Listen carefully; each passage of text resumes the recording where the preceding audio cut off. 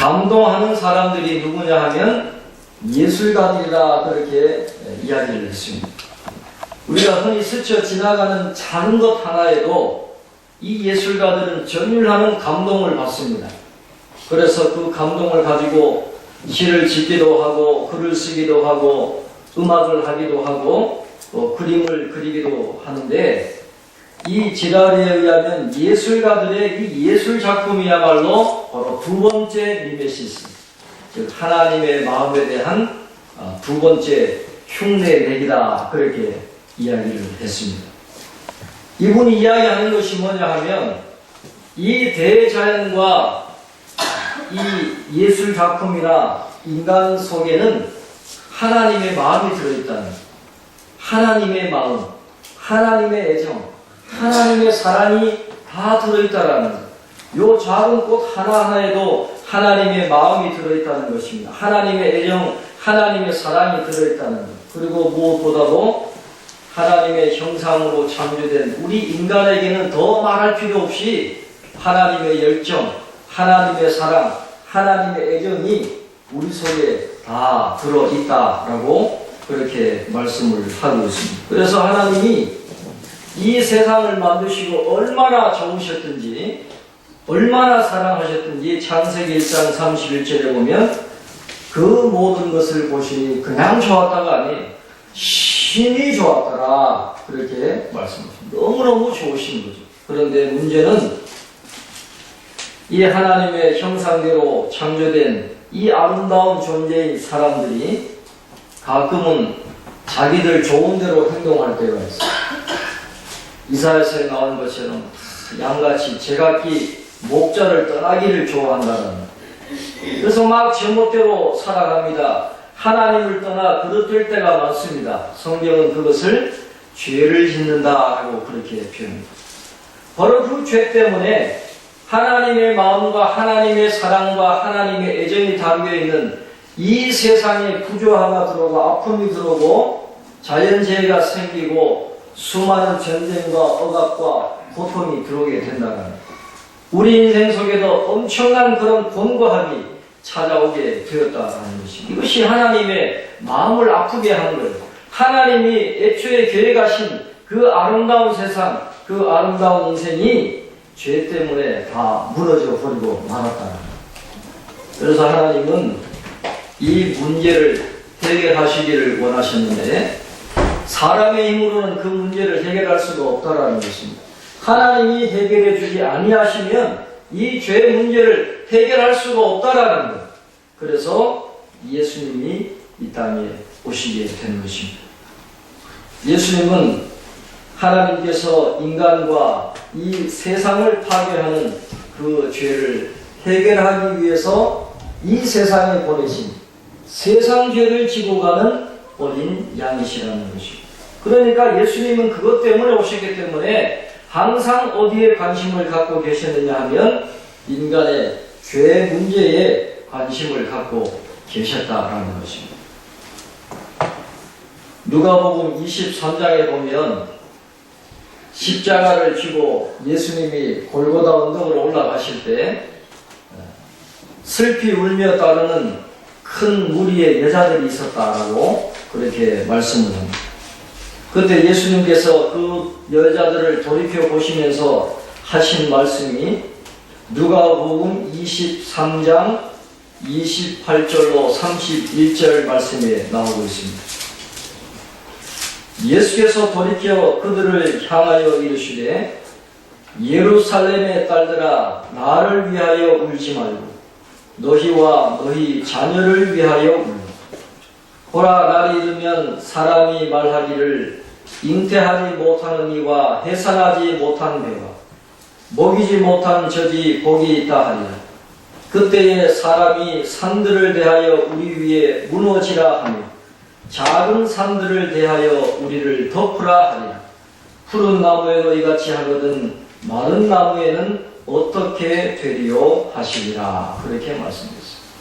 나를 위해 울지 말고 너희와 너희 자녀를 위하여 울라. 예수님이 여인들에게 그렇게 말씀을 하셨다라는 것입니다. 그때 예수님은 예언적인 시선으로 뭘 보셨냐 하면 AD 70년에 예루살렘이 로마 군인들에 의해서 잔혹하게 무너지는 그 멸망의 사건을 미리 바라보셨다라는 거예요. 너희의 죄 때문에 이 예루살렘이 멸망할 날이 곧 다가온다라는 겁니다. 역사상 가장 비참한 사건이 곧 일어나게 된다라는 거예요. 로마 군인들이 오랫동안 포위하다가 지쳐서 너무너무 화가 나가지고 예루살렘에 들어가서 남녀노소를 다 죽입니다. 다 성을 불태우고 성전을 다 불태웁니다. 그런 비참한 사건이 얼마 남지 않았는데 너희들의 죄 때문에 예루살렘이 무너질 날이 오는데 나를 위해 울지 말고 너희의 죄가 나타날 그 엄청난 그 비극을 바라보고 너희들의 죄 때문에 울어라. 예수님이 그렇게 말씀을 하시는 것입니다. 그리고 마지막 날 심판때에 주님이 심판의 보좌에 앉으셨을 때 우리가 다 소환될 것입니다. 그 앞에서 죄 때문에 참혹한 징벌을 받게 될 너희들의 그 죄를 위해서 죄에 대해서 울어라 라는 것입니다. 나 때문에 울지 말고 너희들의 죄, 너희 자녀들의 죄, 그 죄의 심각성을 기억하고 그 죄를 위해서 울어라 그렇게 말씀을 하고 있는 것입니다. 예수님의 십자가를 바라보면서 우리는 우리가 짓는 죄의 심각성을 깨달아야 되고 또 죄의 심각성을 깨닫게 되면 우리의 삶이 완전히 달라지게 되어야 된다는 것입니다. 요한일서 3장 9절 말씀에 보면 이런 말씀이 있습니다. 하나님께로부터 난 자마다 죄를 짓지 아니하나니 이는 하나님의 씨가 그의 속에 거하며 그도 범죄하지 못하는 것은 하나님께로부터 났습니다. 그렇게 말씀합니다. 오늘 사도 요한이 한 말씀을 여러분 잘 보시기를 바랍니다. 하나님의 자녀는 죄를 많이 짓지 않는다든가 또 이전만큼 죄를 짓지 않는다 그렇게 표현하지 않고 잘라서 이야기합니다. 하나님의 자녀는 죄를 짓지 않는다 그렇게 잘라서 이야기합니다. 근데 이 죄를 짓는다라는 동사를 보면 계속해서 짓는다라는 그런 뜻이 있습니다. 계속해서 죄를 짓는다. 또 무슨 뜻이냐 하면 습관적으로 죄를 짓는다 그런 뜻이 있습니다.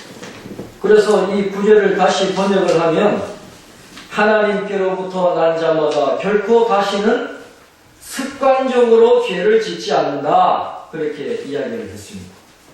십자가를 통해서 죄의 심각성을 깨닫게 되면 우리는 더 이상 습관적으로 고의적으로 죄를 짓지 않게 된다는 것입니다. 왜냐하면 우리 힘으로 되는 게 아니에요. 내 힘으로 되는 것이 아니라 하나님의 씨가 우리 속에 거하기 때문이다 그렇게 이야기합니다.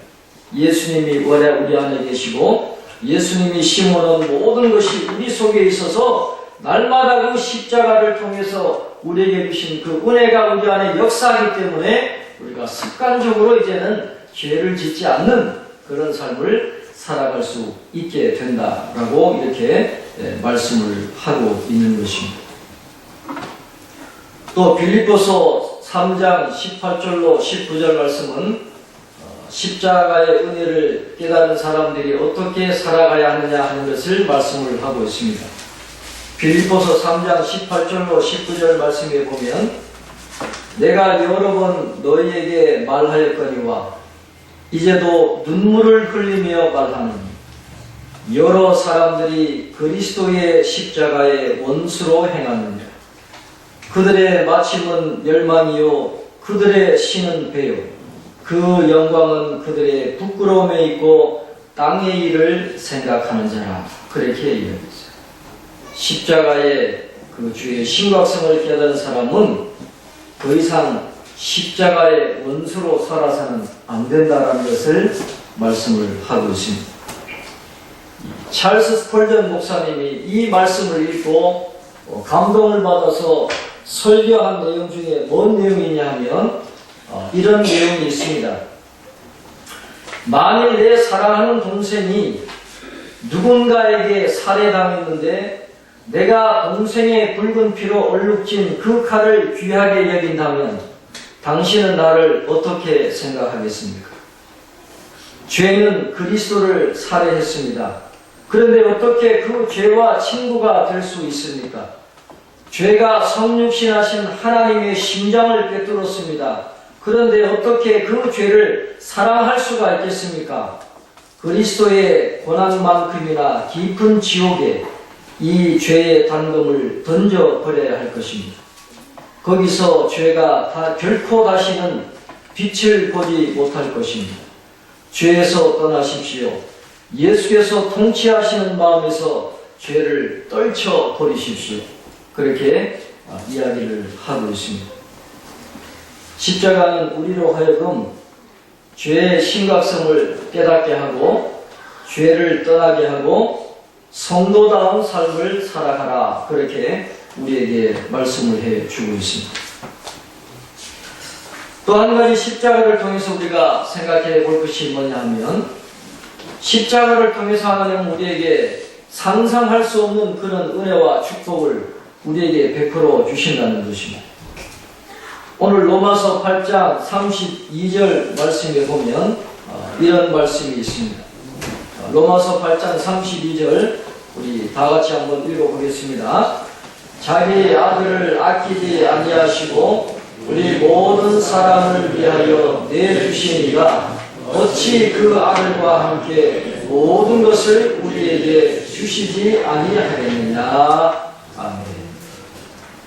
십자가의 의미를 또 다른 관점으로 발견한 사도 바울이 오늘 이야기하는 말씀입니다. 십자가는 용서만 의미하는 게 아니라 십자가는 하나님께서 우리에게 엄청난 축복을 주시기 위한 하나의 과정이다라고 그렇게 말씀을 하고 있는 것입니다. 오늘 이 말씀을 다시 한번 우리가 생각해 보면 하나님이 십자가를 통해서 우리에게 이렇게 말씀을 하신다는 것입니다. 내가 너를 위해서 더 이상 무엇을 할 수 있겠느냐? 십자가에 모든 것이 포함되어 있단다. 나는 아무 죄도 없는 사랑하는 아들을 너를 위해 내어주었다. 그렇다면 그것은 곧 내가 너에게 다른 모든 것을 허락하겠다는 증거가 아니겠느냐? 내가 내 죄를 위해 값없이 그리스도까지 내어주었다면 그 안에서 다른 모든 것을 너에게 베풀어 주지 않겠느냐 하는 그런 말씀을 하고 있다는 것입니다. 누가복음 15장에 보면 우리가 흔히 이야기할 때 탕자의 비유라고 하는 그런 이야기가 나오고 있습니다. 그때 탕자라고 할 때 형용사를 뭐로 쓰냐 하면 프로디걸이라고 하는 영어 형용사를 쓰는데, 이 형용사의 뜻이 제멋대로 군다라는 그런 뜻이 있습니다. 제멋대로 군다. 아버지가 아직 돌아가시지도 않았는데 유산을 달라고 하는 제멋대로 구는 그런 둘째 아들.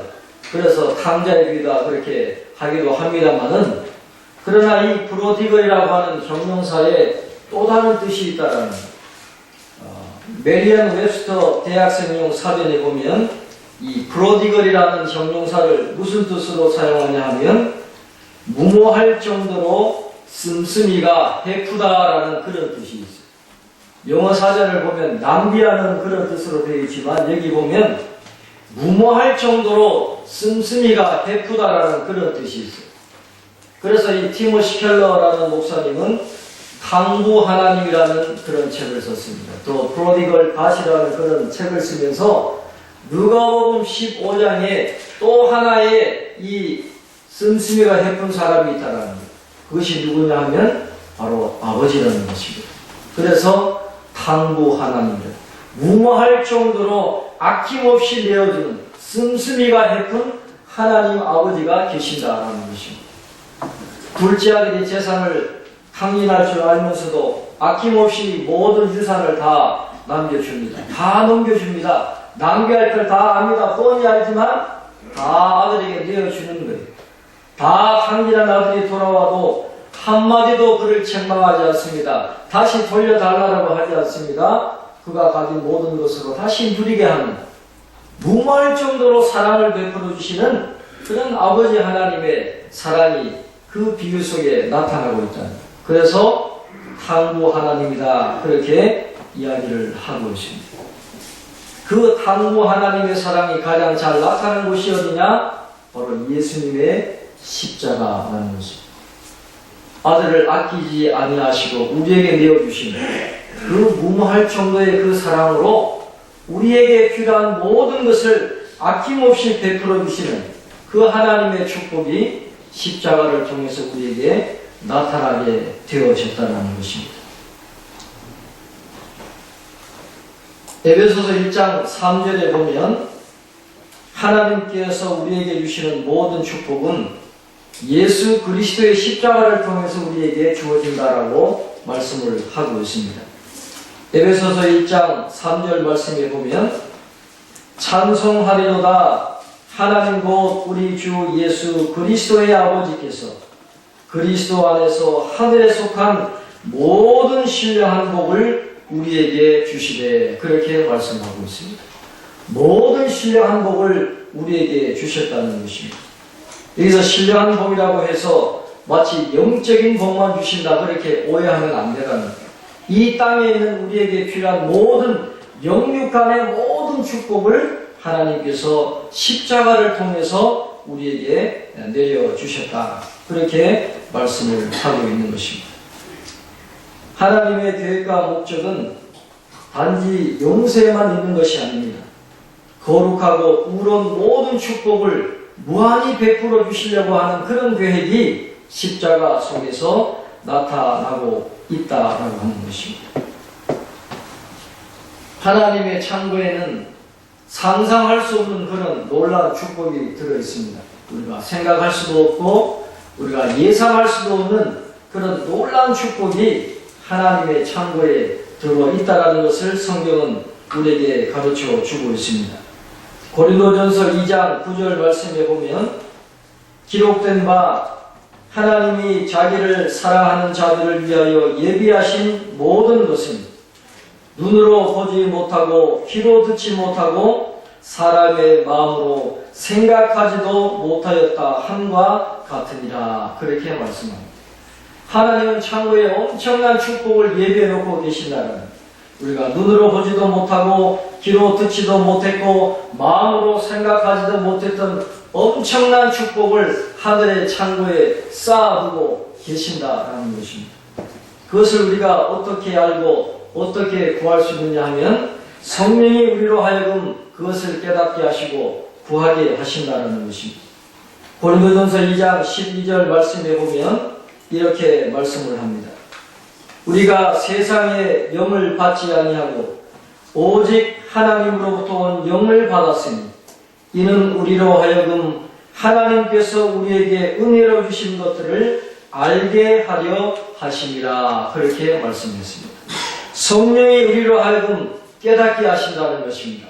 성령이 하나님께서 우리에게 은혜로 주신 것들을 깨닫게 하시고 간구할 마음이 생기게 하시고 하나님께 기도하면 하나님이 예비하신 그런 놀라운 축복을 아들을 주셨던 것처럼 우리에게 내려주시겠다, 그렇게 약속을 하고 있다는 것입니다. 십자가를 통해서 우리는 하나님의 그거 놀라운 사랑을 깨닫고 경험하게 되는 것입니다. 이제 십자가의 은혜로 우리는 언제든지 은혜의 보좌 앞에 나아갈 수 있고 때를 따라 돕는 그런 놀라운 은혜를 언제든지 누릴 수 있는 그런 축복이 십자가를 통해서 이루어지게 되었다는 것이죠. 날마다 은혜의 보좌 앞에 나아갈 수 있는 이 특권을 여러분 언제나 활용하시기를 바라고, 하나님이 우리에게 예비해 놓으신 그 놀라운 축복이 우리의 모든 삶 가운데 함께 하셔서 우리의 모든 삶의 문제들이 해결되는 그런 축복을 경험하시기를 바라고, 예수님을 통해서 우리가 다시 한번 소망을 얻고 힘을 얻는, 또 용기를 얻는 그런 축복이 저와 여러분의 삶 속에 함께 하시기를 주님의 이름으로 축원합니다. 기도하겠습니다.